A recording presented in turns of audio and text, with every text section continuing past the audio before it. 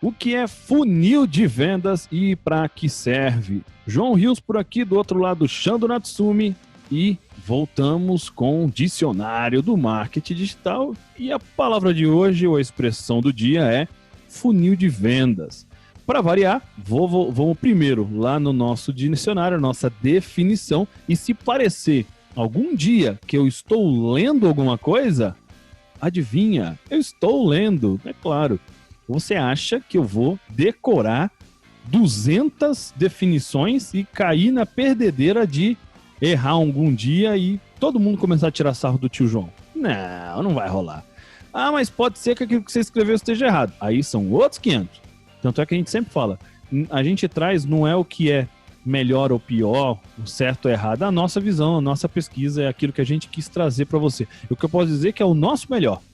Não estou dizendo que é melhor do que ninguém e nem que é a verdade absoluta. Então vamos primeiro falar, o que é funil de vendas, né? O funil de vendas nada mais é que uma representação, eu gosto até de dizer muitas vezes que é uma representação meio que tecnológica das etapas que um prospect, um potencial cliente passa naquela jornada, aquele caminho do consumidor, desde o primeiro contato com a empresa até o fechamento da venda. Na verdade, tem até um pós-fechamento que eu vou falar daqui a pouquinho, vou já plugar a ideia da jornada do consumidor, porque, lembrando, a gente nunca vem aqui só para falar uma definição, porque definição se coloca no Google e descobre. A gente vai trazer uma definição e vamos trazer o para que serve na nossa visão e sempre tentar ensinar alguma coisa baseado nisso. Tudo é aprendizado, é isso que a gente quer que você nunca se esqueça.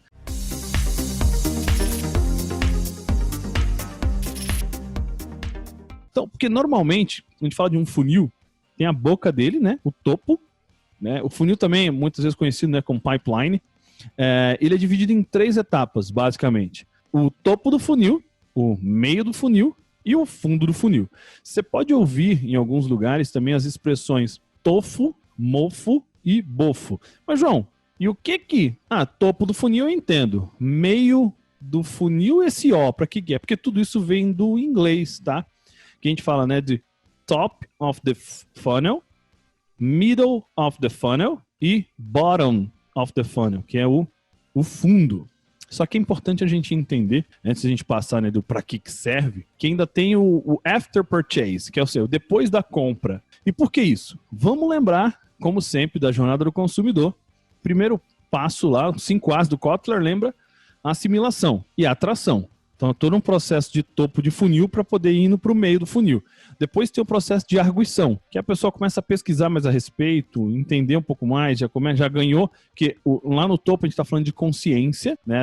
Eu tenho consciência do problema, e aí eu começo a entender aquilo para depois considerar possivelmente uma solução e, por último, decidir por algo, né? Então, na hora que a gente vê assimilação e atração, depois arguição, depois ação, que é realmente decidir comprar algo. E por último, tem a apologia. Por isso que eu falo desse after purchase, né, que é o depois da compra, que é que a gente começa a formar os evangelistas, né? Aquelas pessoas que são advogados da marca.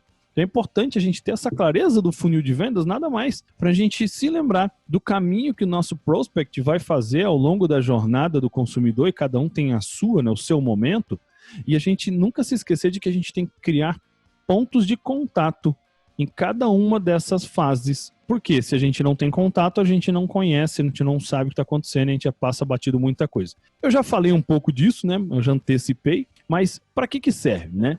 Para cada etapa, cada uma dessas etapas, deve ser aplicada uma estratégia de conteúdo diferente. Por quê? Lá no topo, a gente está falando, lembra que eu falei de consideração? Então são usados alguns conteúdos mais introdutórios.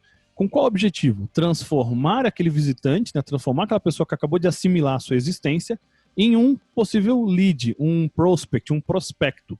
Indo mais abaixo, gente, assimilação, atração.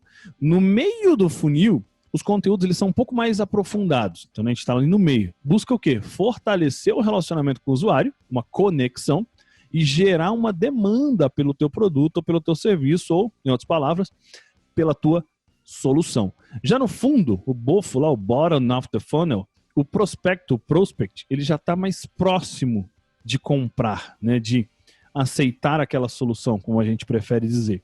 E nesse caso, os conteúdos eles já devem ser para tirar dúvidas específicas. Lembra que a gente já falou, a gente teve até uma série de 4 vídeos sobre matar objeções? É ali, né?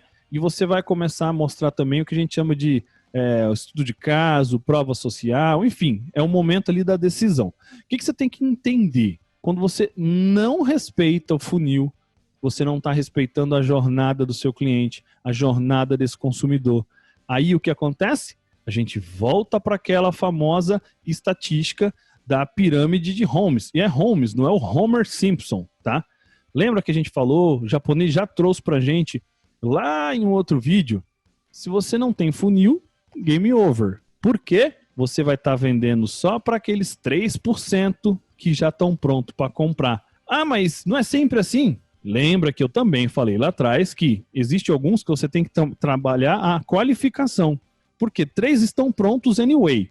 Mas se você começa a qualificar, se relacionar, você começa cada vez a aumentar essa taxa de pessoas que podem estar prontas não apenas para te ouvir, mas para adquirir a solução que você tiver para oferecer, certo? Então, fato, a chance de você atingir essas 97%, ou seja, 97 pessoas que restam, está exatamente nessa aplicação do funil. Porque quando você aplica, é como eu te falei, você qualifica, né, irmão? Você começa a trabalhar esses não 3%, as pessoas que estão fora desse range, né, Xando?